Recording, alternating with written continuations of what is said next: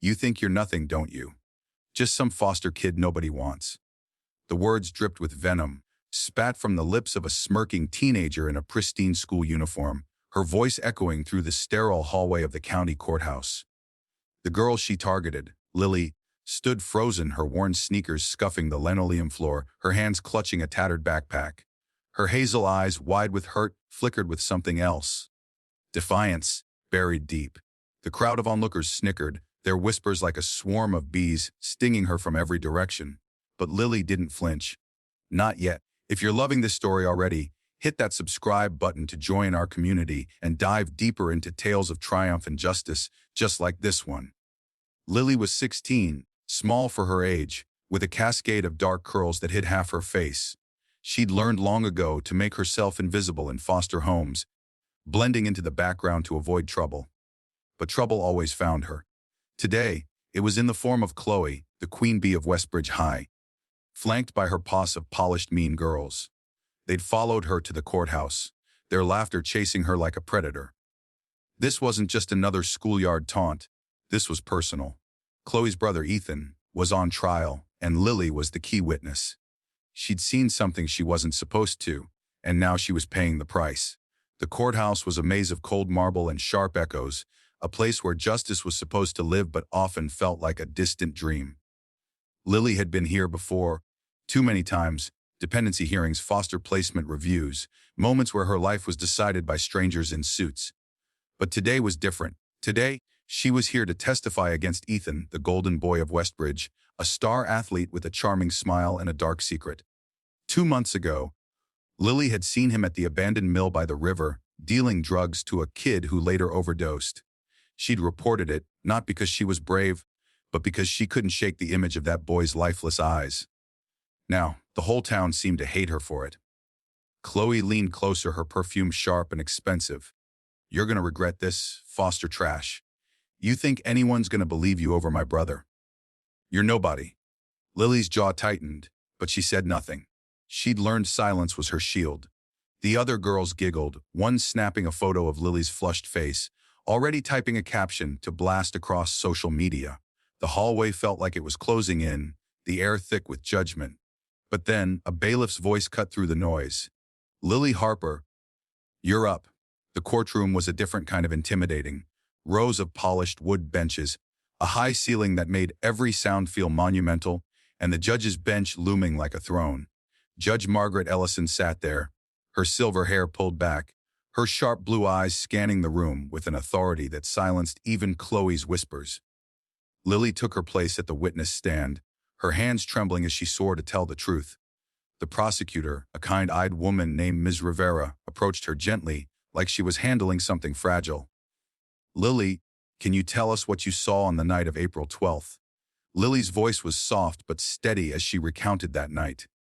The fog by the river, the rusted skeleton of the old mill, Ethan's low voice as he handed over a small bag of pills to a nervous kid named Tommy. She described how she'd been there, hiding in the shadows because the mill was her secret place, a refuge from her foster home's chaos. She hadn't meant to see anything, but she had, and when Tommy overdosed days later, she couldn't stay silent. The courtroom was still, every word landing like a stone. Ethan's lawyer, a slick man in a tailored suit, tried to trip her up, painting her as a troubled kid with a grudge. "Isn't it true, Miss Harper, that you've been in multiple foster homes? That you've had behavioral issues?" Lily's cheeks burned, but she held her ground. "I'm telling the truth," she said, her voice cracking but firm. Outside, during a recess, Chloe and her friends cornered Lily again.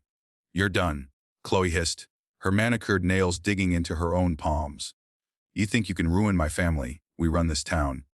The other girls chimed in, their words a barrage of insults. "Loser, liar, nobody."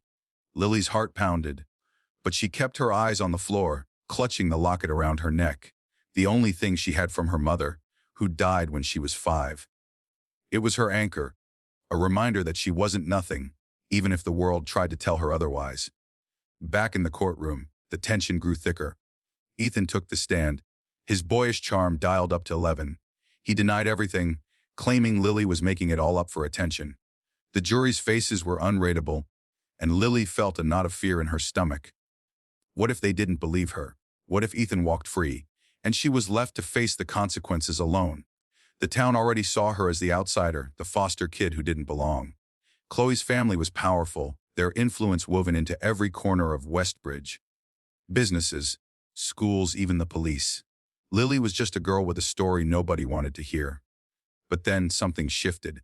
Judge Ellison called for a brief pause in the proceedings, her expression unreadable as she reviewed some documents. When she returned, she fixed her gaze on Lily, and there was something new in her eyes, something warm, almost personal. "Miss Harper," she said, her voice cutting through the room's murmurs, "before we proceed, there's something I need to address." The courtroom fell silent, every eye on the judge. Chloe, sitting in the gallery, smirked, whispering to her friend that Lily was about to get torn apart. Judge Ellison stood, an unusual move that made the room feel smaller, more intimate. "Lily Harper," she began, her voice steady but laced with emotion. "You've been through more in your 16 years than most endure in a lifetime. This court has seen you before, in hearings no child should have to face. But today I need to make something clear." She paused, her eyes locking onto Lily's, and the girl felt her breath catch. "You are not nobody. You are brave, you are truthful, and you are my daughter." Gasps rippled through the courtroom. Chloe's smirk vanished, her face paling as if she'd been slapped. The jury leaned forward, whispers erupting like wildfire. Lily's mouth fell open, her mind reeling. My daughter. She'd never met Judge Ellison outside of court, never even spoken to her beyond formalities. Was this some kind of mistake? The judge raised a hand, silencing the room. "Let me explain," she said, her voice softer now, almost trembling. 17 years ago, I was a young lawyer, pregnant and unmarried. I wasn't ready to be a mother. I made the hardest decision of my life and gave my child up for adoption. That child was you, Lily." The revelation hit like a tidal wave. Lily's knees buckled, and she gripped the edge of the witness stand to stay upright. The courtroom blurred around her, the faces of the jury, the lawyers, Chloe, all of them fading into a haze. Judge Ellison continued, her voice steady but thick with emotion.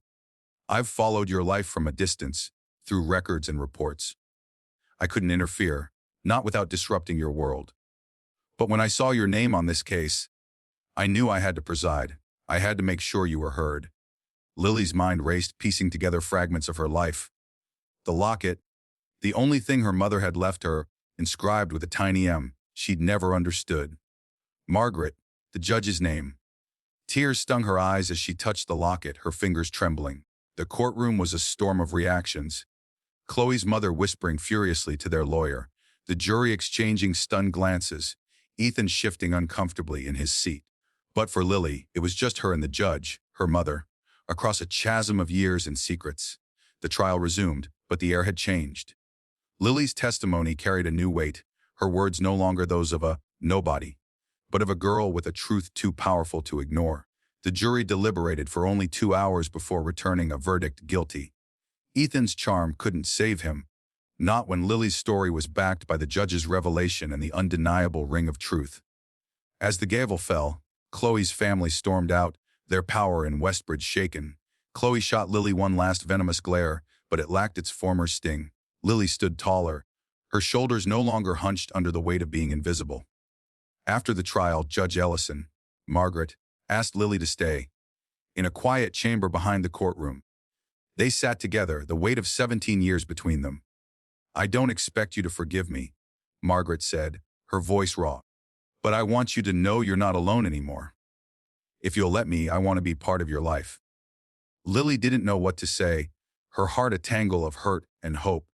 She thought of the foster homes, the loneliness, the nights she'd cried herself to sleep clutching the locket. But she also saw the woman in front of her, not a judge but a mother flawed and human, reaching out across a lifetime. "I don't know how to do this," Lily whispered, her voice breaking. "Be someone's daughter." Margaret's eyes filled with tears, and she reached for Lily's hand. "We'll figure it out together," she said, and for the first time, Lily believed her. The weeks that followed were a whirlwind of change, a tapestry woven from threads of pain, hope, and tentative trust. Lily moved into Margaret's home, a cozy house on the edge of Westbridge with a garden that bloomed with wildflowers, a stark contrast to the sterile foster homes she'd known. The transition wasn't easy. Lily's walls, built over years of abandonment, didn't crumble overnight. She'd wake in the middle of the night, heart racing, expecting to be sent away again. But Margaret was patient, her presence steady like the oak tree outside Lily's new bedroom window. They started small, shared breakfasts, quiet evenings watching old movies, Margaret teaching Lily how to bake her grandmother's lemon pound cake. Each moment was a brick in a foundation neither had dared to dream of. At Westbridge High, the tides shifted. Chloe's influence waned, her family's name no longer a shield. Classmates who'd once ignored Lily now approached her with cautious respect, some even apologizing for their silence. She didn't trust them fully, but she didn't need to. She was finding her own strength. The locket stayed around her neck, no longer just a relic of loss but a symbol of connection, its tiny M, a quiet promise. Margaret, too, was learning, grappling with the guilt of her past while embracing the chance to be a mother. She hung a photo of Lily in her office, next to her law degree, a declaration to the world, and herself, that this was her daughter. The town whispered, of course, but the gossip lacked teeth. Lily's courage in the courtroom had rewritten her story. She wasn't the foster kid anymore. She was Lily Harper, the girl who'd faced a giant and won. Yet, the victory wasn't without scars. Lily still carried the weight of Tommy's death, the memory of his eyes haunting her dreams. She visited his grave once, leaving a single wildflower from Margaret's garden, a silent apology for not saving him. Margaret drove her there, waiting in the car, giving Lily space to grieve. It was a moment that bonded them, not in words but in the quiet understanding of shared loss. Lily started therapy, something Margaret insisted on, not as a fix but as a tool to navigate the years she'd spent surviving. The sessions were hard, peeling back layers of anger and fear, but they also unearthed resilience Lily hadn't known she possessed. She began writing, pouring her thoughts into a journal, stories of the mill, the river, the locket, her life, no longer invisible. Margaret read them when Lily allowed, her eyes shining with pride. The town, too, began to heal, or at least to shift. Ethan's conviction sparked conversations about the drug problem Westbridge had ignored, and a community group formed to support at-risk kids, with Margaret as a quiet backer. Lily joined not as a victim but as a voice, sharing her story to help others feel seen. She and Margaret attended meetings together, their presence a silent testament to second chances. The mill by the river was torn down, replaced by a small park with a bench where Lily sometimes sat, watching the water, feeling the weight of her past lighten. She was still learning to trust, to love, to be a daughter, but each day felt a little less like a battle. Margaret, too, was changing, her once rigid demeanor softening, her laughter more frequent, her love for Lily a light she hadn't known she could carry. They were two broken pieces, fitting together imperfectly but beautifully, building a family not from blood alone, but from choice and courage. The story didn't end in the courtroom. Lily stood on the courthouse steps one last time, the sun setting over Westbridge, the town that had tried to break her. She wasn't just a foster kid anymore. She was Lily Harper, daughter survivor, and a voice that refused to be silenced. The river glinted in the distance, the mill's silhouette gone, replaced by something new. She was ready for whatever came next. Hey, from which part of the country are you watching this video? Drop it in the comments below. We love hearing from you! If you're new here, make sure to subscribe for more stories of justice and triumph. And let us know, do you think Lily and Margaret can build the family they both deserve? Or is it too late to bridge those years apart? Share your thoughts, and we'll see you in the next one.